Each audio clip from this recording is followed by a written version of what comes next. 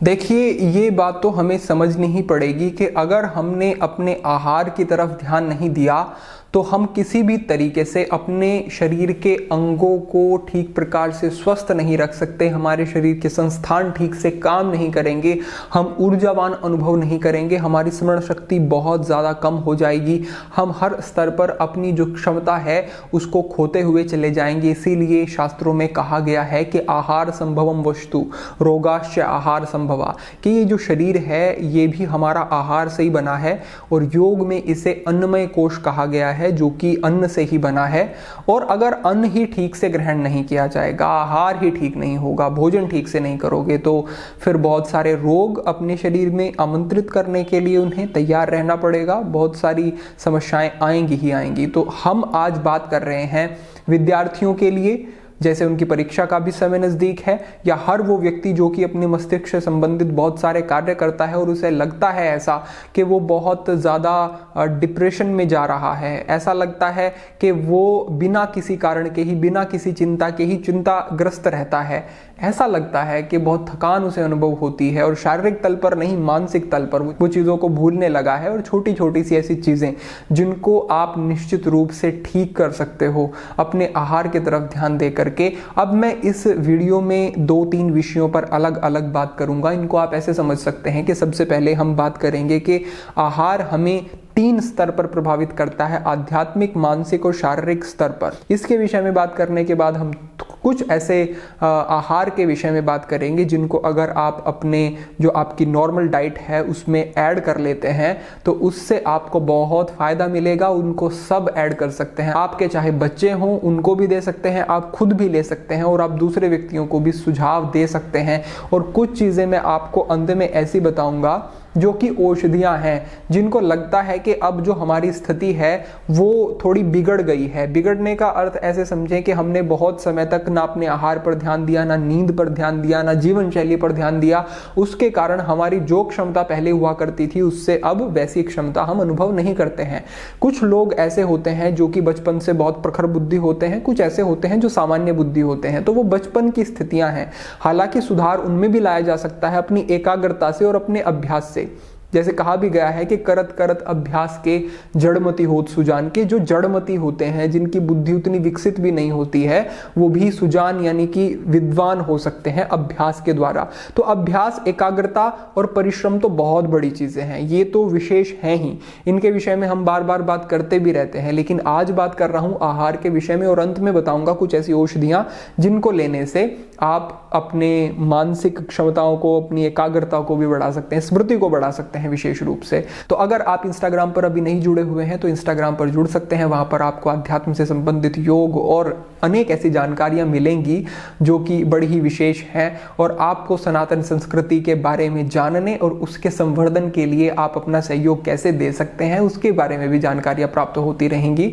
तो आज के इस विषय को हम आगे बढ़ाते हैं। विशेष रूप से एक और बात कहता हूं कि अगर आप माता पिता कोई इसको वीडियो को देख रहा है तो वो अपने बच्चों के लिए थोड़ी सजगता से इन चीजों को सीखे, समझे।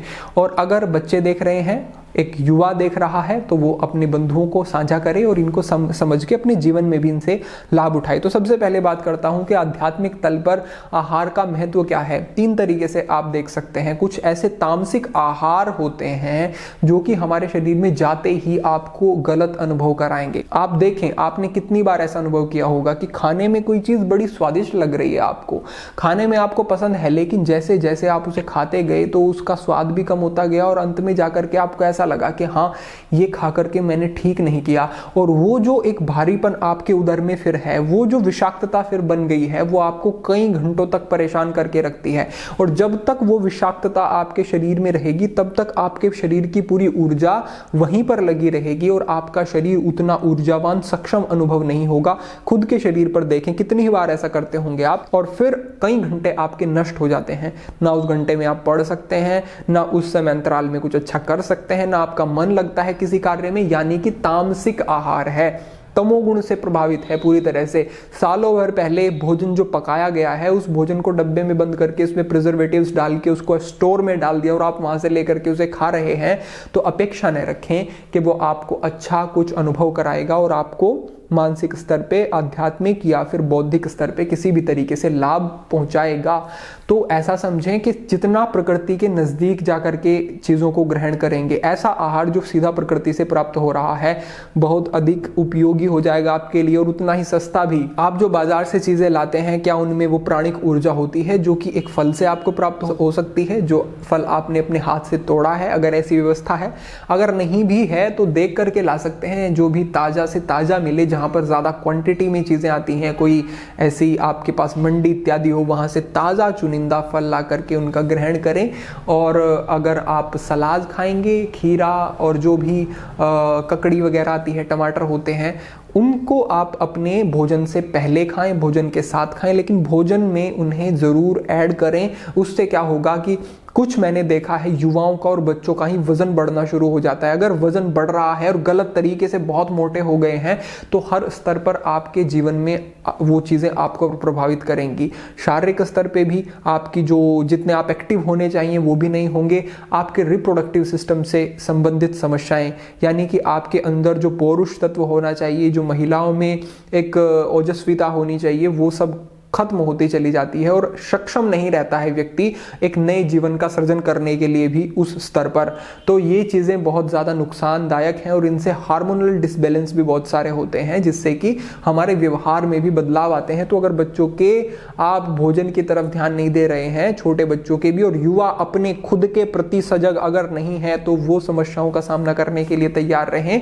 और बस सीधी सी बात ऐसे समझें, बहुत बड़ी एक्सप्लेनेशन देने की ज़रूरत नहीं है कि आप बाहर की कोई चीज़ें नहीं खाएंगे, आप कहीं से भी कुछ भी नहीं खा लेंगे, शरीर के प्रति सजग रहेंगे और आप जितना प्रकृति के नज़दीक जा सकें वो खाएंगे। प्रिजर्वेटिव डली हुई चीज़ें जो कि बहुत बहुत दिन तक, जिनको ताज़ा कह करके परोसा जाता है कि ये 6 महीने तक इसे खाएंगे तो ये अच्छा है, वो चीज़ें आप छोड़ देंगे और थोड़ा सा ऐसी चीज़ों पे आएंगे जो सस्ती भी होंगी, जो आपके शरीर को पुष्ट भी करेंगी, बल का वर्धन भी करेंगी, मांसपेशियों को भी बनाएंगी। चाहे आपका कोई भी लक्ष्य है, उसमें आप शाकाहार में अच्छी चीज़ें प्राप्त कर सकते हैं। जैसे कि प्रोटीन चाहिए तो आप सोयाबीन का प्रयोग कर सकते हैं, जैसे कि आप चने का प्रयोग कर सकते हैं, छोले का प्रयोग कर सकते हैं, राजमा अच्छा है, मूंग की दाल अंकुरित आप करके बहुत सारी चीज़ें खा सकते हैं। और विशेष रूप से अब आप समझ लें कि अगर बच्चों के विकास की बात करें या फिर मस्तिष्क के लिए जो ज़रूरी आहार हैं उनके विषय में कहें तो आप 2 चीज़ों पर विशेष ध्यान दें। बच्चा कैसे सीखता है, आप कैसे पढ़ते हैं, आंखों का प्रयोग करते हैं, मस्तिष्क का प्रयोग करते हैं। तो आंखों के लिए बहुत ज़रूरी है बादाम आप अगर ग्रहण करते हैं, जैसे कि बादाम की शेप भी कैसी होती है, जैसी हमारी आंखें होती हैं उस तरीके की शेप होती है। ऐसा कहा जाता है कि ये इस तरीके की शेप है, आंखों के लिए बहुत ज़्यादा अच्छा है। बादाम को खाएं, बादाम भिगो करके छिलका उतार करके भी खा सकते हैं या फिर उसको आप पाउडर बना करके रख सकते हैं, वो रखें। और अगर आप पाउडर में 1-2 चीज़ें और ऐड कर लेते हैं, जैसे कि काजू आपने कर लिया, आपने बादाम कर लिया और अखरोट भी उसमें डाल लें। अखरोट आपके मस्तिष्क के लिए बहुत अच्छा है, बहुत ही उपयोगी है, तो अखरोट तो ज़रूर खाएं। खाली पेट सुबह भी खा सकते हैं आप, 4-5 बादाम खा सकते हैं, 7-8 बादाम भी खा सकते हैं, छिलका उतार करके खा लें। और अखरोट को आप 2 अखरोट खा सकते हैं, इतना आपके लिए पर्याप्त है। थोड़े काजू खा सकते हैं। तो ये जो आपके लिए एक सप्लीमेंट है, नेचुरल सप्लीमेंट है, ये आपको बहुत अच्छी क्षमता विकसित करेगा आपके मस्तिष्क की। और आप बीज खा सकते हैं, तुलसी के बीज आप लें तो बहुत अच्छा है आपके लिए।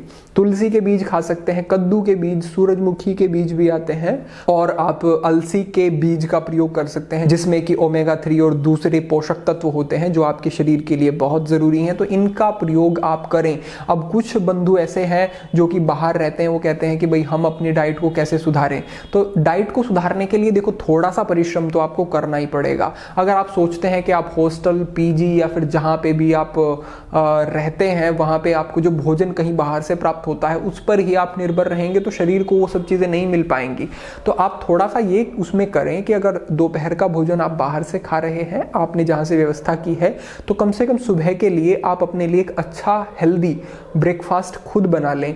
सुबह का नाश्ते में आप छोले का प्रयोग कर लें, आप चने का प्रयोग कर लें, आप अंकुरित करके वो खा सकते हैं।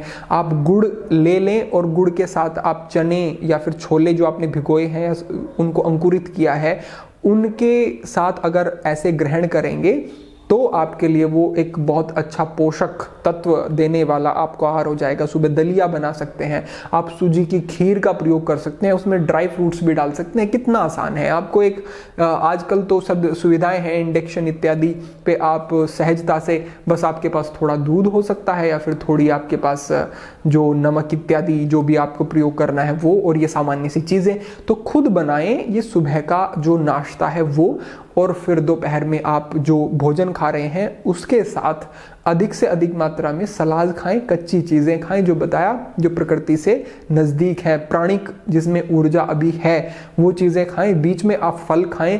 तो ऐसी चीजें आप ऐड कर सकते हैं। और जो मैंने बताया कि आप एक पाउडर बना के रख सकते हैं जिसमें आप बीज ऐड कर सकते हैं, कुछ आपने बादाम कर लिया, कुछ अखरोट कर लिया, कुछ काजू कर लिया, इस तरीके की कुछ चीज़ें आप उसमें मिला करके रख लें और बीच बीच में खा सकते हैं। तो ये आपके लिए बहुत ज़रूरी है।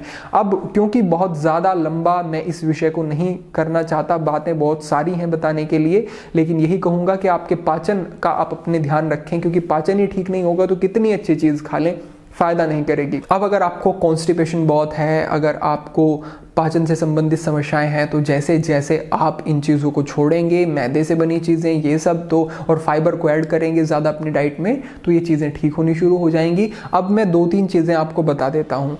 जिनको ऐसा लगता है कि थोड़ा सा ज़्यादा मस्तिष्क पर प्रेशर आ रहा है, ऐसी चीज़ें हैं, पढ़ाई का बहुत भार है उनके सर पर, तो मैं ये कहूँगा कि अश्वगंधा का प्रयोग आप कर सकते हैं। बहुत सारे बंधु अश्वगंधा के बारे में जानते ही होंगे, क्योंकि ऐसा कहा जाता है कि बल का वर्धन शरीर को पुष्ट करने के लिए, लेकिन शरीर को पुष्ट करने से भी पहले जो अश्वगंधा का कार्य है वो आपकी मानसिक क्षमताओं को बढ़ाने के लिए, वो आपके मन मस्तिष्क पर अच्छा प्रभाव रखती हैं ये चीज़ें। तो अश्वगंधा का प्रयोग ज़रूर करें। 1 चम्मच की मात्रा में अश्वगंधा दूध के साथ आप ले सकते हैं, बहुत अच्छा आपके लिए ये काम कर सकती है, तो इसका प्रयोग करें। दूसरे नंबर पर प्रयोग कर सकते हैं, बच के नाम से आती है, बच या फिर वच के नाम से ये औषधि आती है।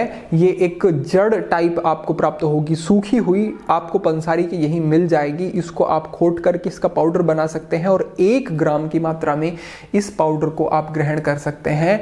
वच का प्रयोग आप कर सकते हैं, ये भी आपकी मानसिक क्षमता बढ़ाने के लिए। किसी को लगता है कि उसको अच्छे से चीज़ें ध्यान नहीं रहती हैं, याद नहीं रहते हैं, तो वच का प्रयोग अच्छा है, उपयोगी है, इसका प्रयोग आप कर सकते हैं। तीसरे नंबर पर कलौंजी का प्रयोग आप कर सकते हैं। कलौंजी भी एक अच्छी औषधि है। कलौंजी को आप 5 ग्राम की मात्रा में ग्रहण कर सकते हैं। इसका भी आपको पाउडर ही लेना है और 5 ग्राम की मात्रा में इसको ग्रहण करना है।